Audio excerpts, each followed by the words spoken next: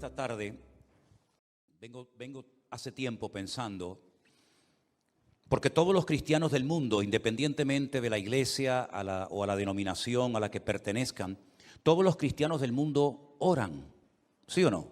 Todos oran, unos más, otros menos, mejor o peor, pero todos los cristianos de todas las iglesias del mundo oran.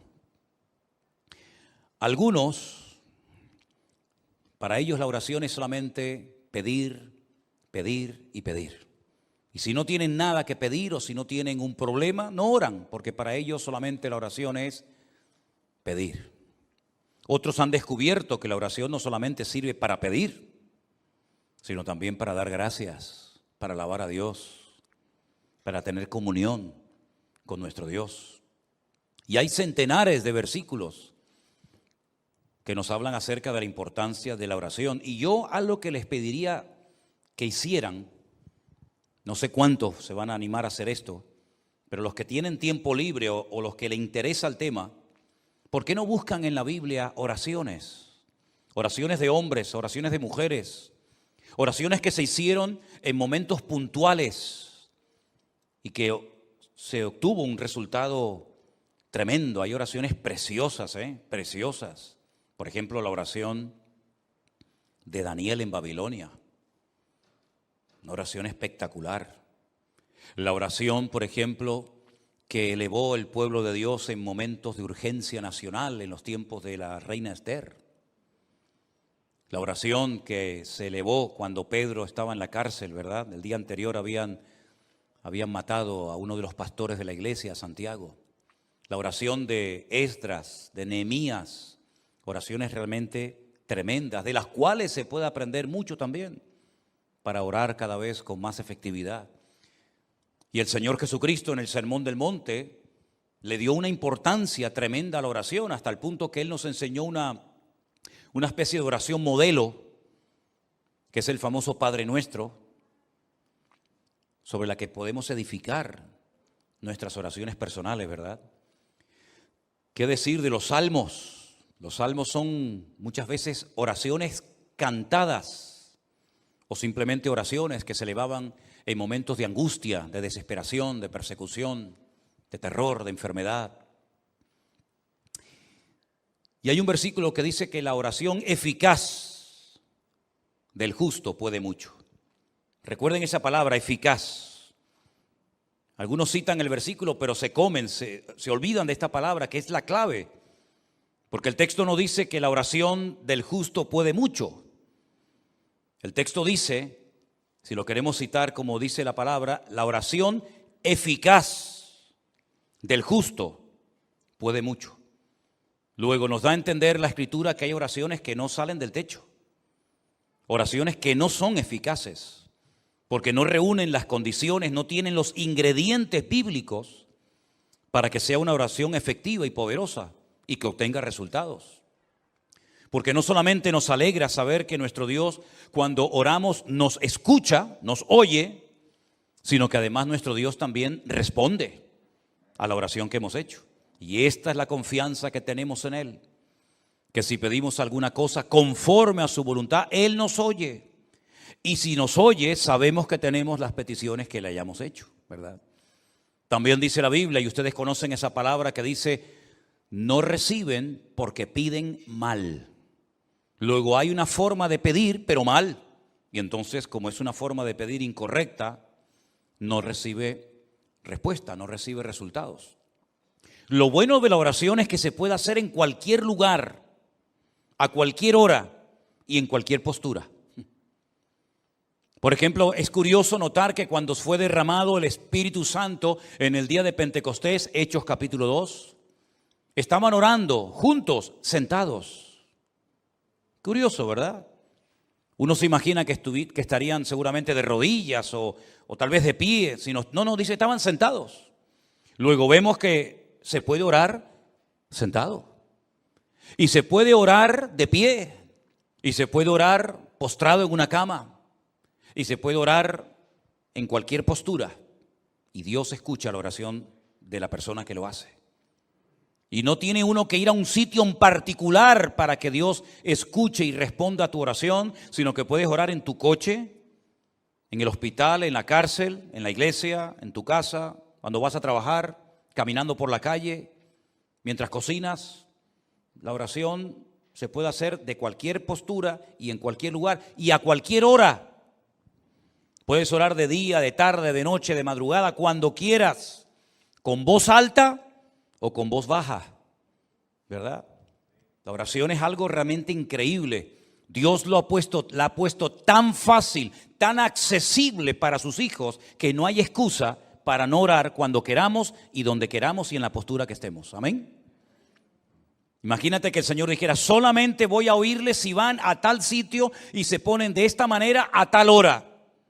Pero gracias al Señor no hay barreras, no hay barreras para la oración. El Señor la ha puesto accesible para todos sus hijos cuando ellos quieran. Vamos a ver 3 ejemplos de oración en los cuales llevo pensando hace días y hoy me he decidido a compartir este mensaje.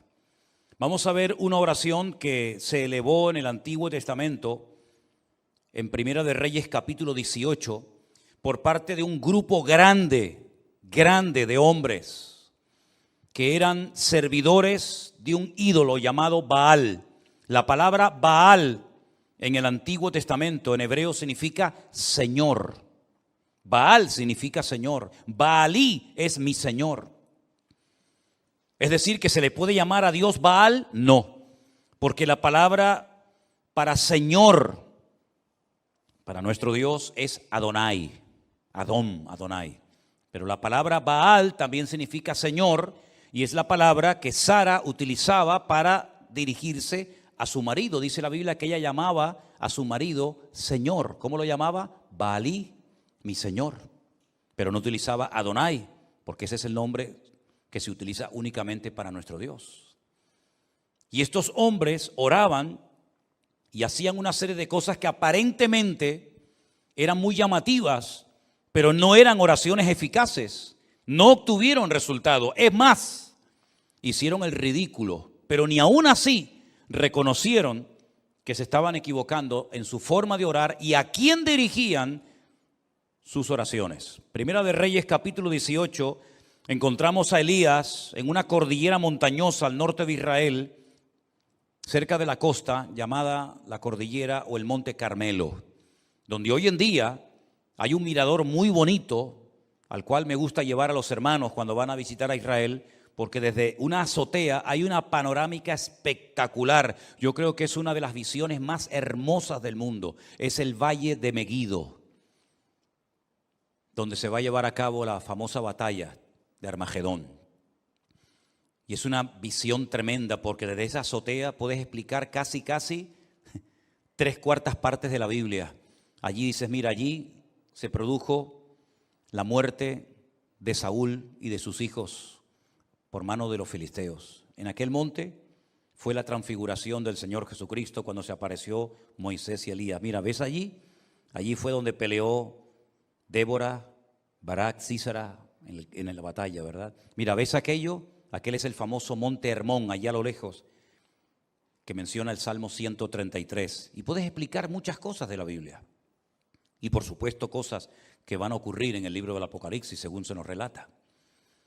Y en ese monte, Elías convocó a todo el liderazgo del culto falso a Baal.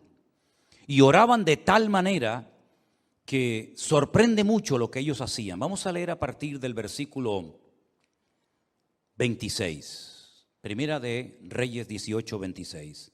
Ellos tomaron el buey que les fue dado y lo prepararon. E invocaron el nombre de Baal desde la mañana hasta el mediodía, diciendo: Baal, respóndenos. Pero no había voz ni quien respondiese. Entre tanto, ellos andaban saltando cerca del altar que habían hecho. Todos conocemos la historia. Elías le dijo: orad, clamad, invocad a vuestro Dios. Y si vuestro Dios es el verdadero, que responda por fuego, que lo demuestre. Y después yo oraré a mi Dios. Y si Él responde por fuego, entonces mi Dios es el verdadero. Ellos creían, estaban sinceramente equivocados. Ellos creían que si invocaban, si gritaban a Baal, Baal respondería por fuego. Y de hecho lo hicieron. Ellos no dijeron, no vamos a jugar a esto, porque vamos a hacer el ridículo. Déjalo. No, ellos creían que Baal les respondería. No hay nada peor que una fe equivocada. No hay nada peor que una fe puesta donde no se tiene que haber puesto. Ellos clamaron desde la mañana hasta el mediodía, y aconteció que al mediodía, versículo 27, Elías se burlaba de ellos. Y les decía, gritad en alta voz, porque Dios es. Quizá está meditando, o tiene algún trabajo, o va de camino, tal vez duerme y hay que despertarle. ¿Qué sentido del humor tenía Elías, metiéndose, burlándose con ellos? Pero ellos seguían totalmente convencidos de que allí Baal respondería a su oración. Y entonces ellos clamaban a grandes voces, como si levantando el volumen su Dios los iba a escuchar más. Y se sajaban con cuchillos y con lancetas, conforme a su costumbre. Se hacían cortes, se abrían la piel hasta chorrear la sangre sobre ellos. Bueno, vamos a añadirle, a las danzas, vamos a añadirle gritos, vamos a añadirle sangre, a ver si de esa manera sacudimos el trono de Baal y responde. Pasó el mediodía y ellos siguieron gritando frenéticamente hasta la hora de ofrecerse el sacrificio, pero no hubo ninguna voz, ni quien respondiese, ni escuchase. ¿Qué les parece? Ellos estaban totalmente convencidos de que sus gritos, todo lo que hacían, iba a demostrar que el verdadero Dios en Israel era Baal. Pero se equivocaron rotundamente, hicieron el ridículo. Y ese día en aquella cordillera, cuando el Señor respondió a la breve oración, sencilla y corta oración de Elías, que se tarda muy poco en hacerla, Elías aprovechó la oportunidad, la ocasión, para demostrarle al pueblo de Israel que el verdadero Dios era el Dios de Abraham, de Isaac y de Jacob. Y los degolló, a todos los degolló en aquel monte. Tremendo, ¿verdad? Dios respondió a la oración de su pueblo. Tenemos una oración muy breve, más que una oración, es como casi una especie de acción de gracias. Y es la que encontramos en el Evangelio de Juan capítulo 11. Cuando Jesús llega a la casa de Marta y de María y se las encuentra destrozadas porque su hermano Lázaro, el único hombre de la casa, ha muerto. Y el presente y el futuro de Marta y de María es terrible. Y no solamente porque tienen miedo, digamos, a su vida económica, sino que además,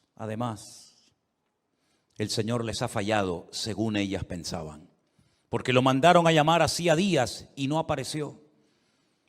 Ellas que se habían portado tan bien, que habían agasajado tan bien al maestro, que habían abierto su casa para que él comiera con sus discípulos y con toda la gente que siempre venía detrás del Señor. Y el único favor que le piden resulta que no se lo concede. Y cuando el Señor llega tarde desde el punto de vista de estas hermanas, le dicen: si hubieras estado aquí, nuestro hermano no habría muerto.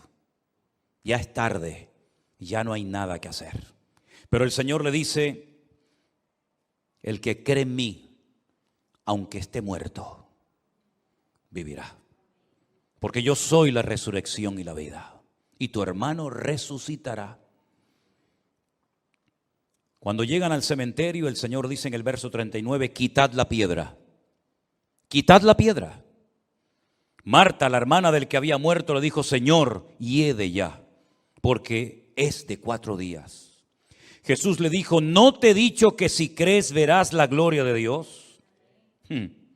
Entonces quitaron la piedra donde había sido puesto el muerto, y Jesús, alzando los ojos a lo alto, dijo: ¿cuánto se tarda en repetir, en hacer esta oración? Padre, gracias te doy por haberme oído. Nada. Aquellos estuvieron gritando desde la mañana hasta el mediodía. Hicieron el ridículo. Jesús dice: Padre, gracias te doy por haberme oído. Yo sabía que siempre me oyes, lo sabía, pero lo dije por causa de la multitud que está alrededor, para que crean que tú me has enviado. Y habiendo dicho esto, clamó a gran voz y dijo: Lázaro, sal fuera. Y el que había muerto salió atadas las manos y los pies con vendas y el rostro envuelto en un sudario. Y Jesús dijo: desatadle y dejadle ir. Sin espavientos, sin show, sin crear un espectáculo que podía haberlo hecho, de la forma más sencilla, simplemente dando gracias al Padre, un muerto que hacía 4 días que estaba allí dentro metido, salió caminando, saltando por su propio pie. Algo tienen estas dos oraciones que hemos visto, que es lo que podríamos llamar o clasificar como oraciones eficaces. Los otros no obtuvieron resultados. Los otros perdieron el tiempo. Elías con una breve oración y Jesús simplemente dando gracias obtuvo más que 450 hombres haciéndose daño, gritando como locos y haciendo un espectáculo que fue un auténtico ridículo y que no sirvió absolutamente para nada. Pero una de las oraciones que más me ha llamado a mí la atención es la que hace una mujer. Una mujer que lo lleva pasando muy mal hace años.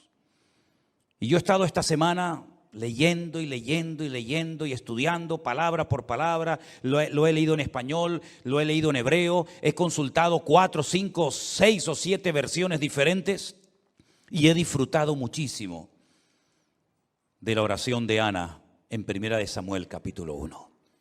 Vamos a leer esta historia, por favor. 1 Samuel capítulo 1, verso 1 dice que había un hombre, un varón de Ramataim de Sofín, en el monte de Efraín, que se llamaba Elcana. Era hijo de Jeroboam, de Eliú, de Tohu, de Suf, Efrateo. Él menciona a todos sus antepasados. Y este hombre tenía 2 mujeres. Y la primera pregunta que surge es: ¿cómo es posible que un creyente ya a estas alturas de la vida, sabiendo lo que la Torá enseñaba y sabiendo que Dios creó a un hombre para una mujer y una mujer para un hombre, cómo es posible que a estas alturas de la historia de Israel todavía haya personas que tengan varias esposas, en este caso 2? La poligamia en aquellos tiempos estaba muy arraigada a las culturas. Era muy normal que un hombre tuviera varias mujeres. Incluso Elcana, que era un adorador del Dios vivo y verdadero, no se conformaba con una, sino con 2. Luego también tenía 2 suegras, no solamente 2 esposas. El nombre de una era Ana y el nombre de la otra Penina. Y Penina tenía hijos, mas Ana no los tenía. Ahora, había una costumbre que cuando un hombre tenía varias esposas, a una la tenía única y exclusivamente para presumir de lo hermosa que era, y a las otras las tenía para parir hijos, para que de esta manera, digamos, que se pudiera conservar mejor físicamente. Pero también en la cultura de la época, una mujer estéril, una mujer que no podía dar a luz hijos, en aquella época se consideraba una maldición, porque Dios es el dador de la vida y es el que impide, o el que ellos creían que impedía, que una mujer fuera estéril.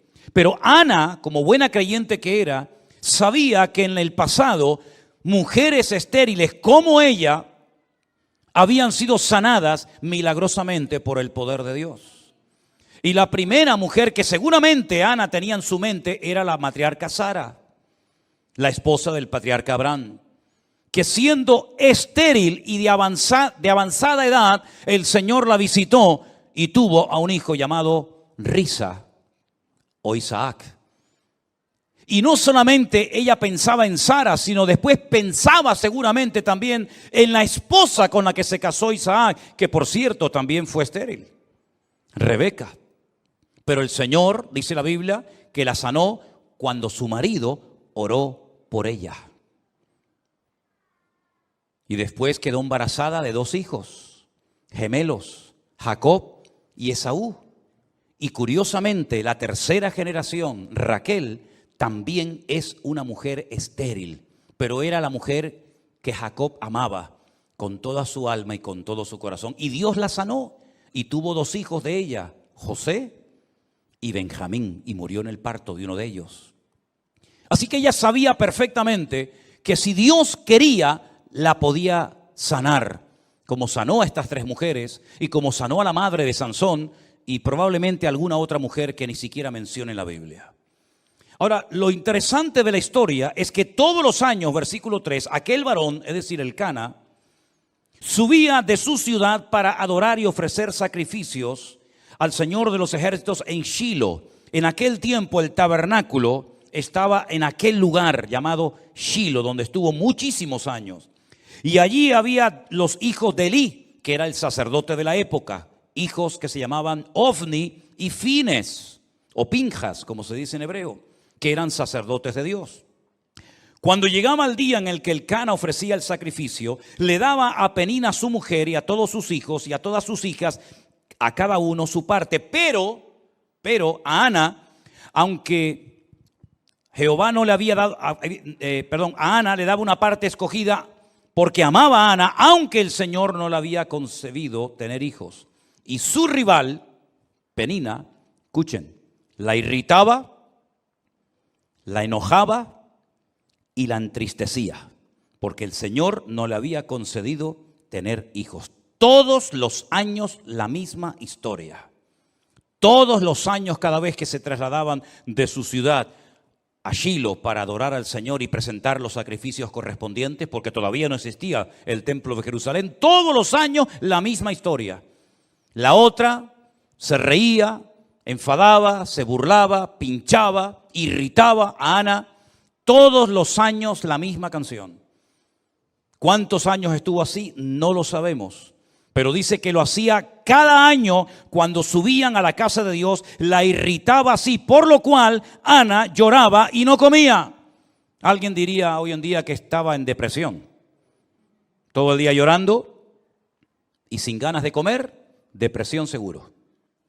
Y ahora resulta que el cabeza del hogar, el responsable de la vida de ese hogar, su marido, Elcana, le hace varias preguntas a su esposa. La primera, ¿por qué lloras? ¿Por qué no comes? ¿Y por qué está afligido tu corazón?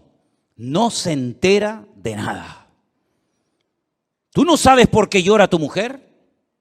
¿Tú no sabes por qué está sin ganas de comer? ¿Tú no sabes por qué lo pasa mal? Como si fuera algo imposible de conocer. Si es un secreto a voces. Tu mujer lo está pasando mal y tú no haces nada para ayudarla. Tú no oras por ella. Dice la Biblia que Isaac oró por su mujer y Dios la sanó. Pero Elcana tiene un problemón en la familia, en el hogar, y no sabe cómo resolverlo. Y no hay nada peor que un hombre en una casa ciego y sordo espiritualmente hablando, que no sabe cómo resolver los problemas espirituales de su hogar, que no sabe cómo actuar como un hijo de Dios, y que lo único que sabe es ¿por qué? ¿Qué te pasa? ¿Por qué estás todo el día llorando? ¿Por qué no quieres comer? Dice, ¿por qué está afligido tu corazón? ¿No soy yo mejor que 10 hijos? Pues no, sinceramente no. Tú no eres mejor que 10 hijos. Todos los años la misma situación. Una mujer creyente que lo está pasando mal, que tiene un marido que es un 0 a la izquierda, que no se entera de nada y que encima venga a preguntar y venga a preguntar y venga a preguntar, pero no hace absolutamente nada para cambiar la situación. Pero el verso 9, algo pasó en la vida de esta mujer que lo cambió todo. Dice, se levantó Ana. Dijo, basta, ya no aguanto más. Voy a salir de mi círculo vicioso, de lloriqueo, de lamento, de enfado, de desánimo. Y dijo, basta, me levanto y voy a hacer lo que tengo que hacer hace muchos años. Se levantó, Después que hubo comido y bebido en Silo, y mientras el sacerdote Elí estaba sentado en una silla junto a un pilar del templo del Señor, ella con amargura de alma oró al Señor y lloró abundantemente. ¿Cuántos dicen amén? Está mal, lo está pasando mal, pero ha dicho basta. ¿No dice la Biblia, ya es hora de levantarnos del sueño? ¿Sí o no? Levántate tú que duermes y te alumbrará Cristo. Todos los años lo mismo, la otra pinchándote, burlándose de ti, riéndose de ti, haciéndote la burla, pasándolo mal. Y cuando llegas a tu casa, después de haber llorado, después de no haber comido, tienes que esperar otra vez la misma canción el próximo año. ¿Y cuántos creyentes, por no rebelarse contra su actitud o contra su situación o su círculo vicioso, llevan años arrastrando una pena, una atadura espiritual, o llámalo como quieras, y la situación no cambia, siempre lo mismo, siempre lo mismo. Cuando no lloras, no comes. Cuando no comes, no lloras. Y cuando lloras, no quieres vivir. Y cuando no quieres vivir, y es algo que te tiene como atrapado, te tiene como un esclavo. Reconoces tu necesidad, eres una persona creyente, lees la palabra de Dios, vienes a la iglesia, pero siempre estás con lo mismo. Y Ana dice que se levantó, y ese se levantó indica basta ya, estoy harta de esto. No voy a seguir toda la vida llorando y lamentándome porque no he sacado nada y se me está yendo la vida. Y lo que yo quiero es que Dios tenga misericordia de mí y me ayude, porque con mi marido no se puede contar para nada. Y con el sacerdote Elí, menos todavía.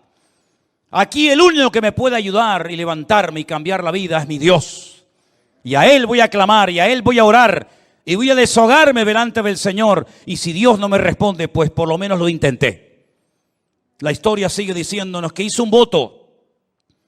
Hizo un voto, una promesa. Le dijo a Dios, Dios de los ejércitos, si tú te dignares mirar a la aflicción de tu sierva, y te acordares de mí, y no te olvidares de tu sierva, sino que me dieres un hijo varón, yo lo dedicaré al Señor todos los días de su vida, y no pasará navaja sobre su cabeza. Ese era un voto de nazareo, una persona consagrada solamente para el Señor. Mientras ella oraba largamente delante del Señor, Elí la estaba observando y veía que se le movía la boca. Pero Ana hablaba en su corazón. Solamente se movían sus labios y su voz no se oía. Y Elí la tuvo por ebria. Tiene menos discernimiento que un mosquito este hombre. Si el marido era un inútil con el cual no se podía contar para nada, con Elí menos todavía. Porque supuestamente este es el hombre de Dios. Supuestamente este es el sacerdote. Supuestamente este es el varón de Dios que está ahí para ayudar a la gente. Peor todavía. Piensa que está ebria, piensa que está borracha. No grita frenéticamente como aquellos en el Monte Carmelo. No está haciendo allí un show y un espectáculo que no sirvió para nada, sino que está orando una oración poderosa, pero que nadie oyó. Porque dice que movía su boca, pero donde ella hablaba era con su corazón delante del Señor. Luego aquí hay un secreto, que no hay que pegar voces para que Dios te oiga. Porque Dios no está sordo. A los sordos hay que hablarle fuerte, porque si no los pobrecitos no te oyen. Pero a nuestro Dios no le grites, porque a Dios no se le grita. A Dios se le habla con respeto. Y Dios escucha la oración, aunque apenas se oiga. Y aunque a esta pobre mujer la tengan por ebria. Entonces ella le dijo, versículo 14, entonces le dijo Elí, ¿hasta cuándo estarás ebria? Digiere tu vino. Y Ana le respondió diciendo, no, Señor mío, yo no soy una mujer, yo soy una mujer atribulada de espíritu. Fíjate en la condición que está orando, está amargada, está atribulada, está hecha polvo, está depresiva, está amargada, está mal, pero ora. Que nada te impida orar al Señor, que tu pena, tu tragedia, tu dolor, tu herida, que no te impidan elevar tu oración a Dios. Porque desde la angustia invoqué al Eterno y el Eterno me respondió, dice la Biblia. Aleluya. Dice, no he bebido vino ni sidra, sino que he derramado mi alma delante del Señor. ¿Cuántos dicen amén?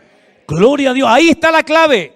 Ahí está el secreto. Derramó su alma delante del Señor. No tengas a tu sierva por una mujer impía, porque por la multitud de mis congojas y de mi aflicción he hablado hasta ahora. Ahora, a mí me llamó la atención el término que ella utiliza. Miren que he leído versiones, y en ninguna versión, por lo menos en español, dice o se traduce lo que dice en el texto hebreo.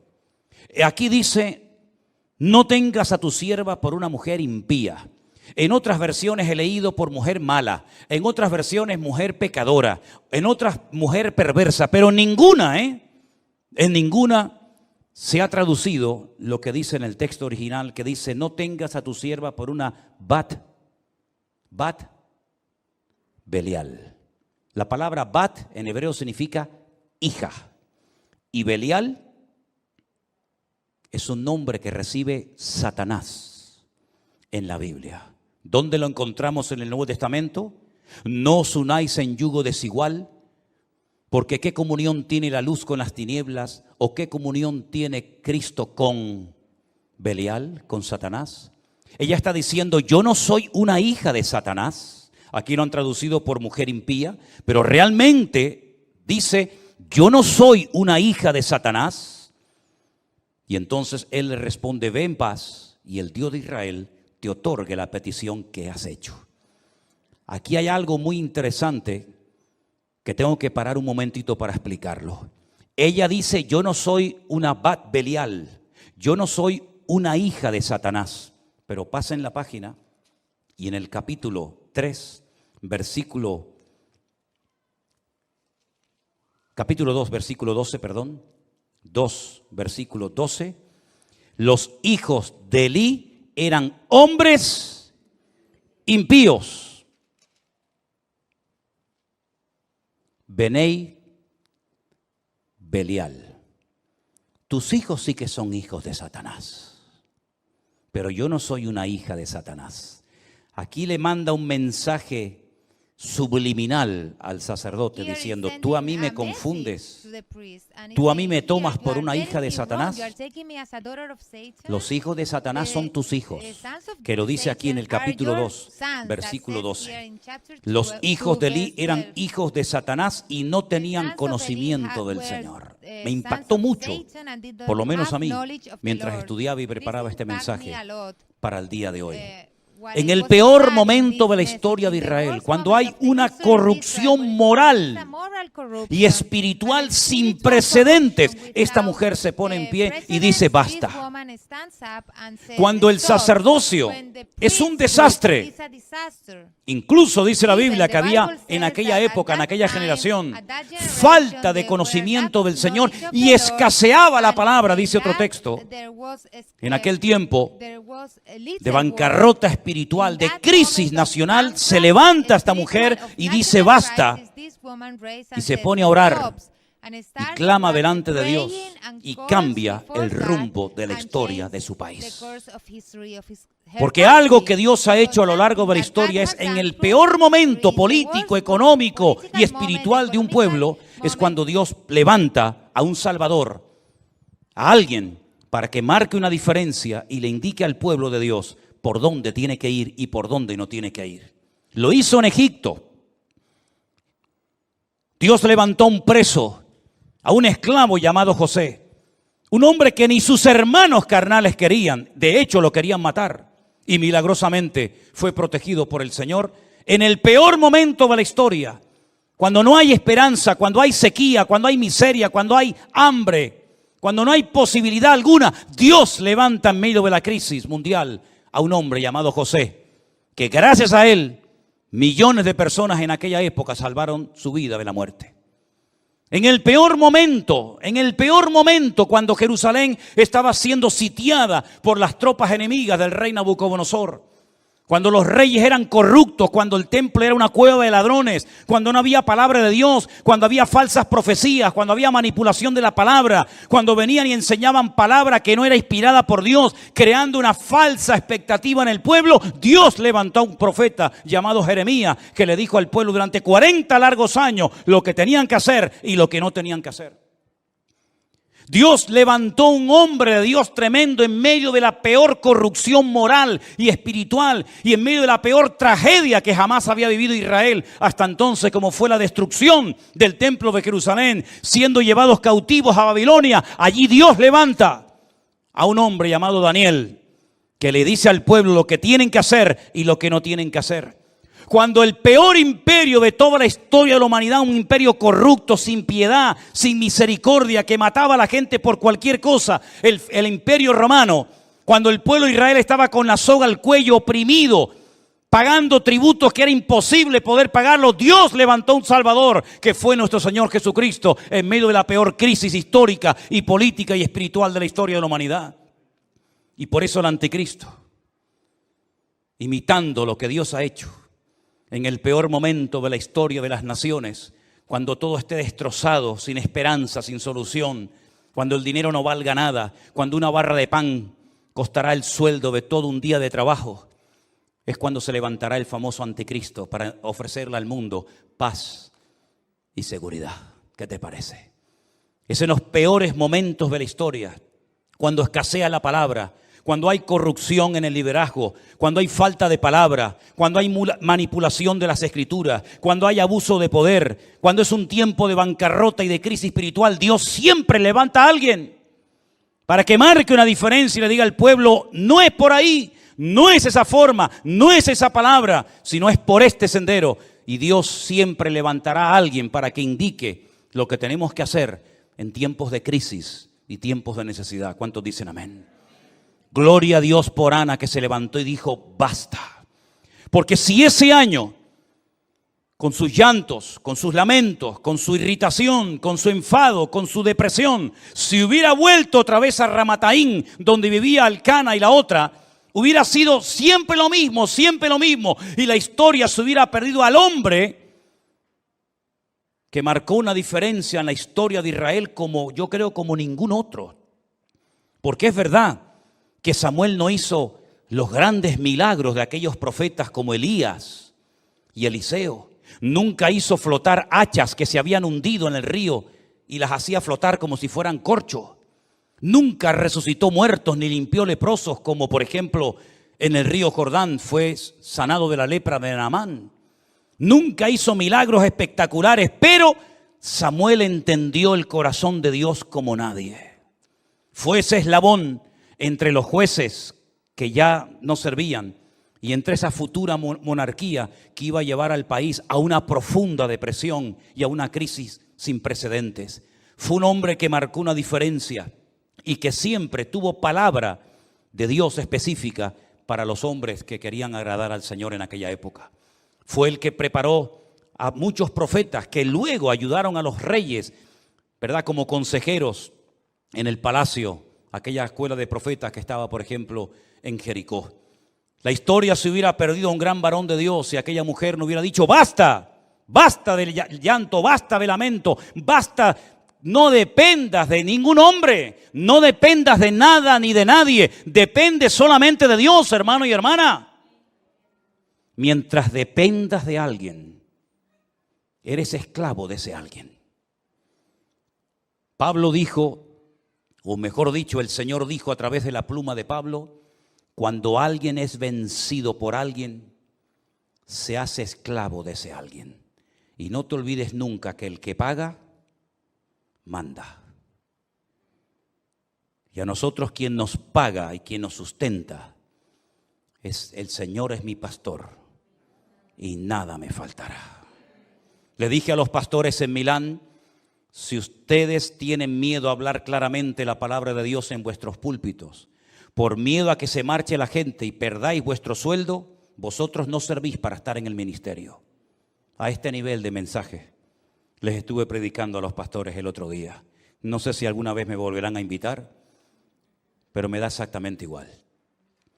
mientras dependamos de algo o de alguien, cuando ese algo o alguien nos falle, nuestra vida será un desastre. ¿Cuántos años dependió Ana de Elcana? Le solucionó los problemas reales Elcana a su mujer Ana. Lo único que le daba era, bueno, de vez en cuando le tiraba un hueso, ¿no? Dice que de vez en cuando le daba una parte escogida. Toma, Ana, para que te conformes, un poquito ahí de comida.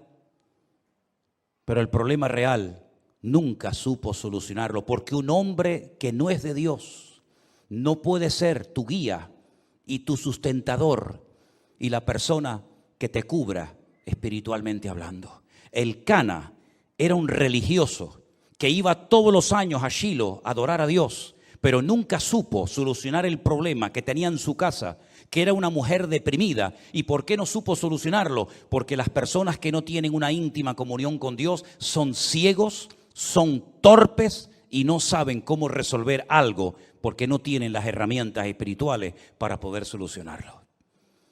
Ella dijo, yo no voy a depender de mi marido, yo no voy a depender del sacerdote Elí, ni de sus hijos que son un desastre. Yo voy a clamar a mi Dios.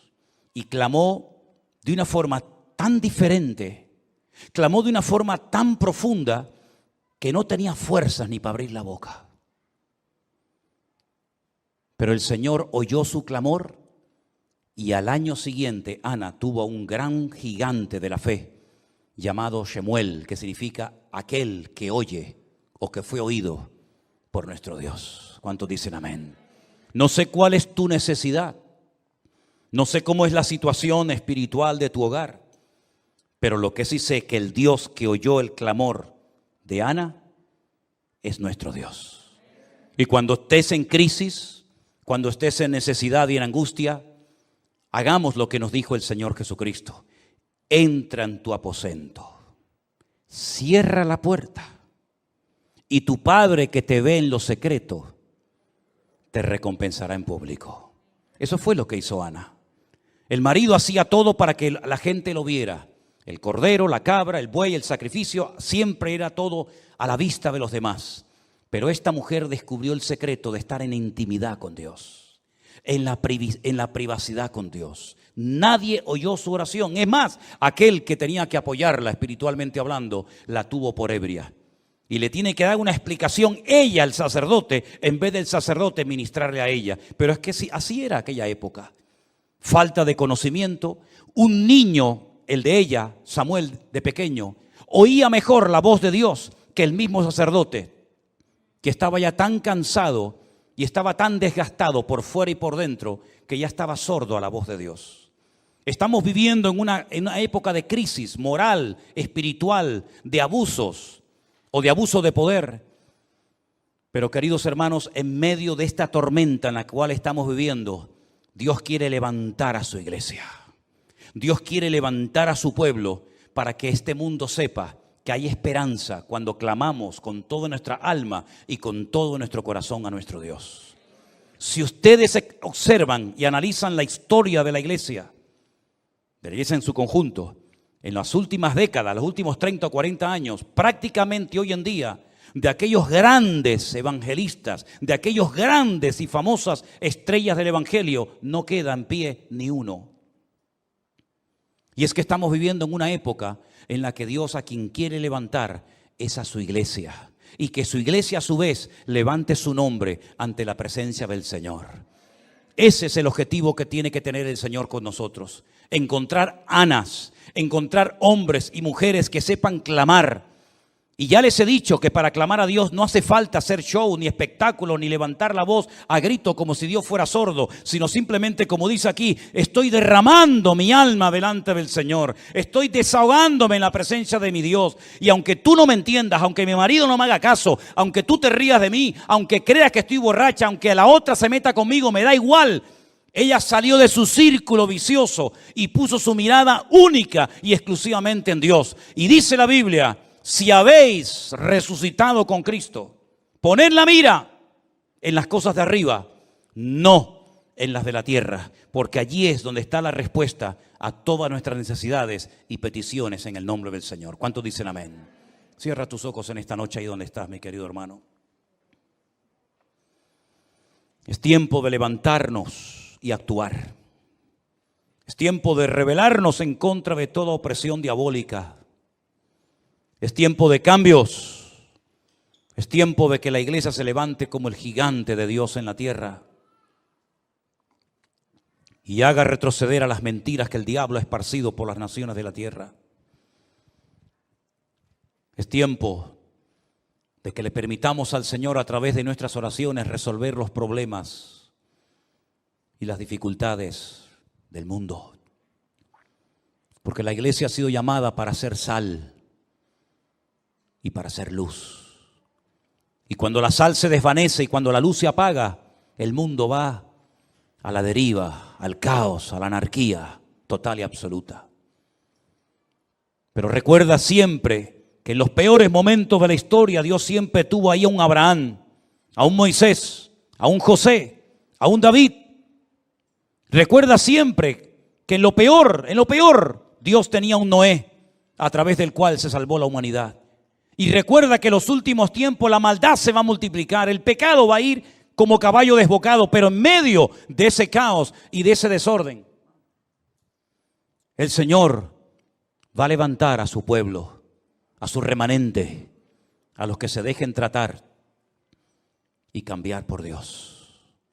Pídele al Señor que te levante para su honra y su gloria.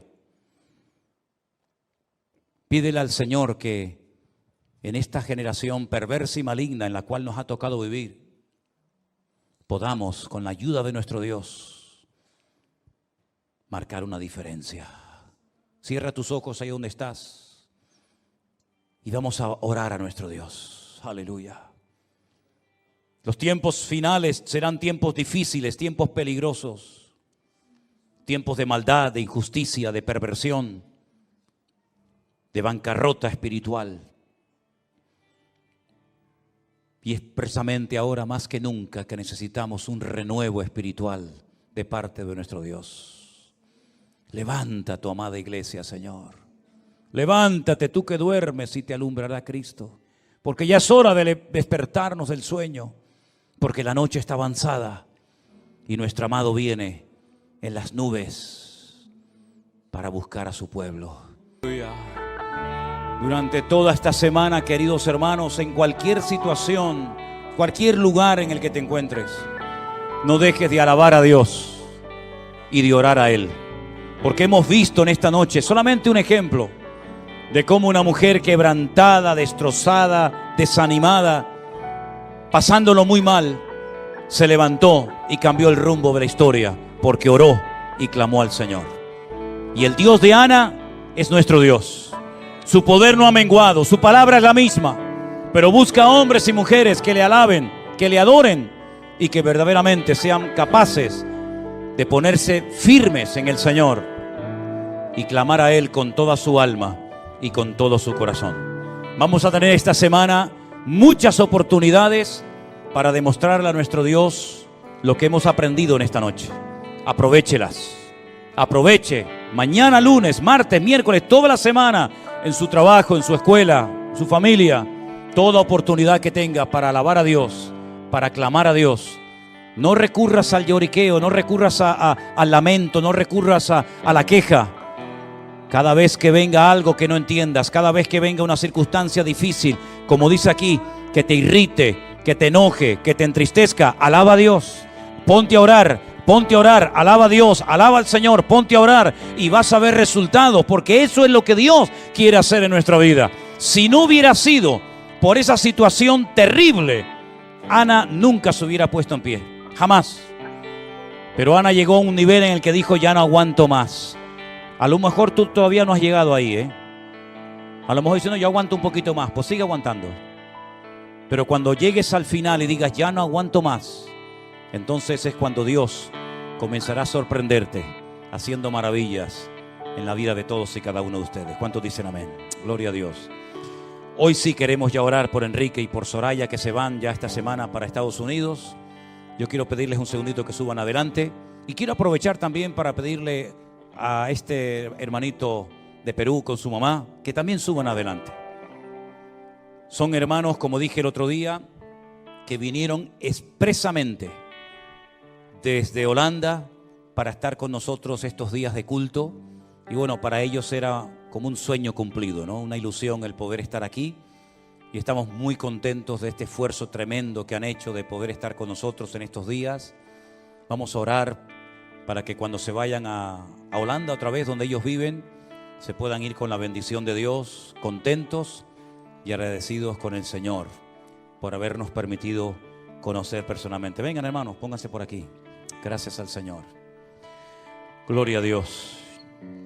¿Quieren decir algunas palabras para despedirse? Porque hoy es el último culto que están ustedes, ¿no? Así que, hermano, aprovechen. Amén. Gracias a Dios por toda esta oportunidad que me dio de poder alabar juntos el nombre glorioso de nuestro Dios Todopoderoso, y que sigamos siendo de impacto a las naciones, porque esa es la misión que Dios nos ha dado.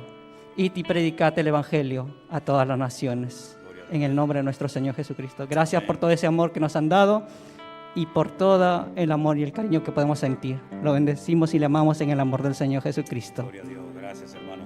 Hermana querida, despídase. Su oportunidad. Sí.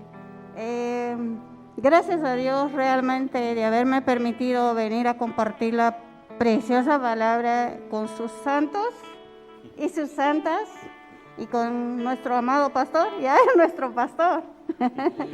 Así que estamos muy agradecidos, seguiremos orando como había dicho, hemos estado orando y seguimos orando, ¿no? Muchísimas gracias a ustedes que pueden estar abiertos sus corazones de cada uno de ustedes para que sigan adorando, y no solo para ustedes, ¿no? Sino para todos los que están escuchando. Muchas gracias, pastor, muchas gracias, amada Elena, amada. Los amo a todos y estoy muy agradecido y muchas gracias. Amén. Gloria a Dios, gloria a Dios. Qué lindo, ¿no? Hermanos aunque ellos son de Perú, pero están viviendo en Holanda. ¿Hace cuánto tiempo? 20 años. 20 años en Holanda, gloria a Dios. Pues ellos nos han conocido a través de las redes sociales y sintieron en su corazón venir para estar aquí con nosotros en estos días. Y la verdad que a mí todo esto me impacta tanto, ¿no? Porque hermanos que no conocíamos personalmente, que hayan sentido en su corazón, como otros que han venido a veces de Estados Unidos, de Francia y de otros lugares, para estar aquí en la iglesia con nosotros, realmente es algo muy, muy impactante, de lo cual tenemos que aprender mucho, todos y cada uno de nosotros, de verdad. Estaremos orando ahora por ellos, y también nuestro hermano Enrique y su esposa Soraya salen esta semana para los Estados Unidos, donde van a estar viviendo. Y bueno, yo quiero que ellos se despidan y también vamos a orar por ellos para que el Señor los guarde en este viaje. Enrique. Yo hablé yo primero. Dios los bendiga, hermanos. No quiero pensar que es la última vez. Afortunadamente está la iglesia virtual. Ya estuve en la iglesia virtual 3 meses, principio de este año, cuando estuve en Miami. Es una iglesia muy organizada, muy ordenada. Se asiste al culto, pero también está la noche de oración, también está la noche de la vida cristiana, también está la noche en que la reunión que se hace con hombres y mujeres, entre parejas también. Entonces, no voy a llorar, no voy a llorar, porque sé que voy a poder estar con la iglesia a través de la iglesia virtual. Y también sé, pastor, y su señora esposa, la hermana Elena, sé que Dios mediante vamos a poder vernos en los meses de abril y mayo, tengo entendido, ¿no? Espero, mayo y junio, espero poderlos ver, y ojalá nos vemos en Orlando y en Miami, si es posible. Así sea, si es la voluntad de Dios, ¿verdad, Enrique? Sí, y la verdad que yo quisiera dar gracias a la familia pastoral, a todos, y a toda la iglesia por el acogimiento que hemos tenido aquí en la iglesia. No voy a decir nombres porque a lo mejor se queda uno detrás y después es el problema, ¿no? Y la verdad que nos hemos sentido muy bien, muy, ¿cómo decirlo? Han sido todos tan amables.